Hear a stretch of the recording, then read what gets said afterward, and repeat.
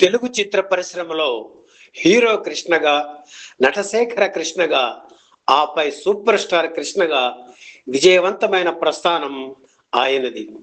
Daring and dashing, dynamic వంటి పదాలు ఆయనకే సొంతం. తెలుగునాట అతిథి పాత్రలతో కలిపి 365 చిత్రాల్లో నటించిన అరుదైన రికార్డు సూపర్ స్టార్ కృష్ణది. తెలుగు సినిమాను సాంకేతికంగా అభివృద్ధి చేసిన ఘనత కూడా ఆయనదే. హీరోగా కృష్ణ నటించిన 325 చిత్రాల్లో టాప్ 25 ఫిలిమ్స్ ను ఎంపిక చేయడం కష్టమే. అయినా వసూళ్లు, 100 రోజుల కేంద్రాలు ఆధారంగా ఆయా చిత్రాలను ఎన్నిక చేసి సంవత్సరాల వారీగా మీకు అందిస్తున్నాం. ఈ వీడియో మీద మీ అభిప్రాయాలు, సవరణలు మీ కామెంట్స్ రూపంలో తెలియజేయండి. మరింత అదనపు సమాచారం అందిస్తే మరిన్ని వీడియోలు చేయడానికి మాకు హెల్ప్ అవుతుంది. ఇప్పుడు వివరాలలోకి వెళదాం. తెలుగులో జేమ్స్ బాండ్ చిత్రాలకు మార్గం ఏర్పరిచిన చిత్రము గూఢచారి 116. ఈ సినిమా లేకపోతే హీరో కృష్ణ కెరీర్ ఎలా ఉండేదా అన్నది ఊహకు అందని అంశం. ఎందుకంటే నటశేఖర కృష్ణ నటించిన తొలి సినిమా విడుదలైనప్పుడు అందులో మరో హీరోగా నటించిన రామ్మోహన్ ని అందరూ పొగిడేశారు. ఆంధ్ర దేవానంద్ అంటూ అభినందించారు. కృష్ణ మాత్రం ఆర్టిస్టుగా పనికిరాడని తేల్చేశారు. అయినా దర్శకుడు ఆదుర్తి సుబ్బారావు లెక్క చేయలేదు. కన్నె మనసులు సినిమాతో హీరో కృష్ణకు 2వ అవకాశం కల్పించారు. ఈ చిత్ర నిర్మాణం జరుగుతుండగానే అదృష్టం వెతుక్కుంటూ వచ్చి గూఢచారి 116లో హీరోగా అవకాశం కృష్ణకు వచ్చింది. 1966 ఆగస్టు 11న విడుదలైన గూఢచారి 116 ప్రేక్షకుల్ని ఒక కొత్త లోకంలోకి తీసుకెళ్ళింది. 3వ సినిమాతో అందరి మనసుల్ని దోచుకున్నారు కృష్ణ. గూఢచారి పాత్రను ఆయన పోషించిన విధానం చూసి ఎందరో ఆయనకు అభిమానులుగా మారారు. జయలలిత కథానాయికగా నటించిన ఈ సినిమాలో నటభూషణ శోభన్ బాబు అతిథి పాత్ర పోషించడం గమనార్హం. మంగళగిరి మల్లికార్జునరావు గూఢచారి 116 చిత్రానికి దర్శకత్వం వహించారు. ఈ సినిమాతో జేమ్స్ బాండ్ గా పాపులర్ అయ్యారు కృష్ణ. మన నేటివిటీకి ఆమడ దూరంలో ఉండే కౌబాయ్ని తెలుగు తెరపైకి తెచ్చి అతను మనవాడే అనే అనుభూతిని మోసగాళ్లకు మోసగాడు చిత్రంతో కలిగించారు సూపర్ స్టార్ కృష్ణ. తొలి తెలుగు కౌబాయ్ చిత్రం మోసగాళ్లకు మోసగాడు విజయంతో ప్రపంచ సినిమా కథ ప్రాంతీయ చిత్రంలోనూ ఇమిడిపోతుందని హీరో కృష్ణ నిరూపించారు. ప్రస్తుతం 4-5 దేశాల్లో తెలుగు సినిమాలను విడుదల చేసి ప్రపంచవ్యాప్తంగా విడుదల అని ప్రచారం చేసుకుంటున్నారు.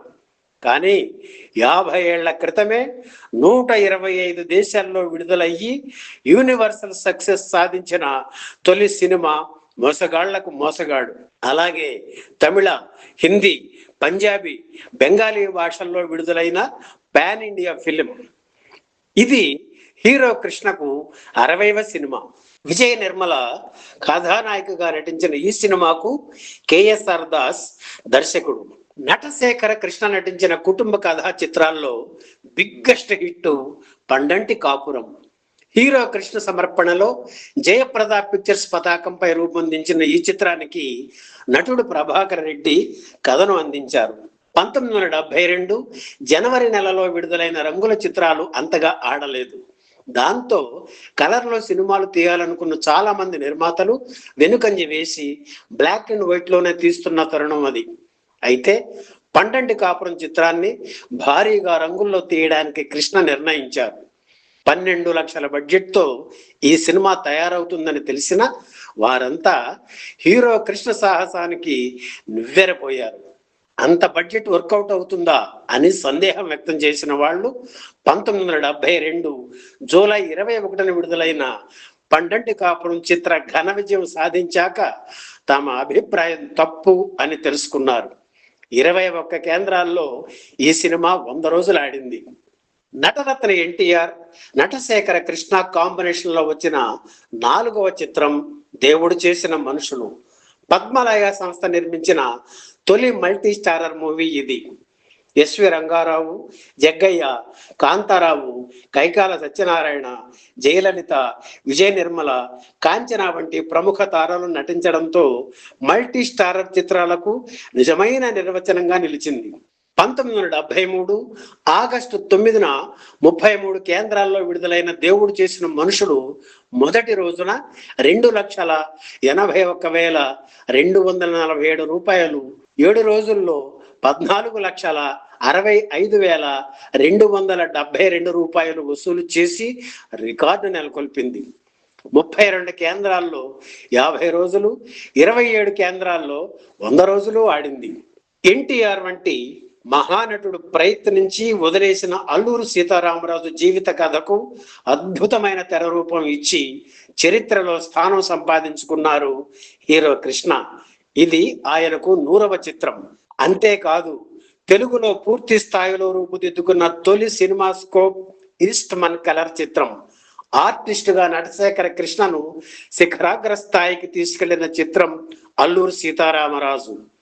దర్శకుడు ఓరుగంటి రామచంద్రరావు ఈ చిత్ర నిర్మాణ సమయంలో ఆకస్మికంగా కన్నుమూశారు. ఆయనకు ఇచ్చిన మాట మేరకు మరో దర్శకుడిని పెట్టుకోకుండా తనే చిత్రాన్ని పూర్తి చేసి దర్శకుడిగా రామచంద్రరావు పేరే వేశారు కృష్ణ.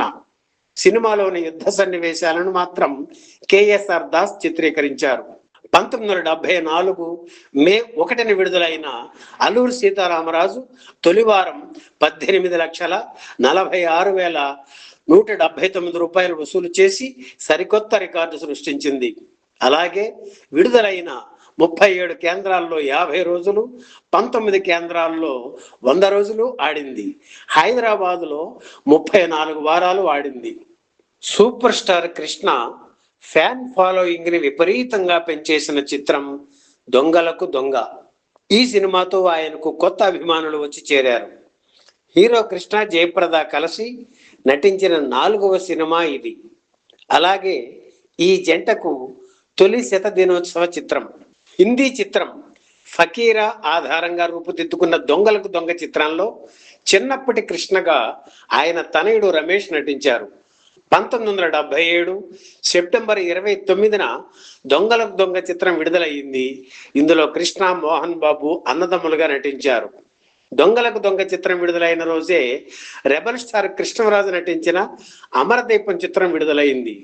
2 చిత్రాలు విజయం సాధించడం అయితే దొంగలకు దొంగ చిత్రం బయ్యర్స్ రెట్టింపు లాభాలు తెచ్చింది. సూపర్ స్టార్ కృష్ణ, తమిళ చిత్రరంగ స్టార్ రజనీకాంత్ కలిసి తొలిసారిగా నటించిన సినిమా అన్నదమ్ముల సవాల్. కన్నడంలో హిట్ అయిన సహోదర సవాల్. అందులో విష్ణువర్ధన్, రజనీకాంత్ హీరోలు.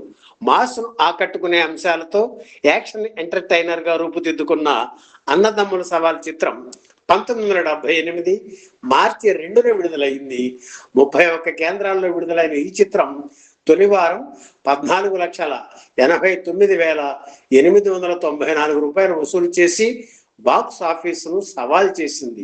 అల్లూరి సీతారామరాజు చిత్రం తర్వాత విడుదలైన హీరో కృష్ణ నటించిన ప్రతి చిత్రాన్ని ఆ సినిమాతో పోల్చుకుని ప్రేక్షకులు పెదవి విరచడంతో వరుసగా ఆయనకు పరాజయాలు ఎదురయ్యాయి.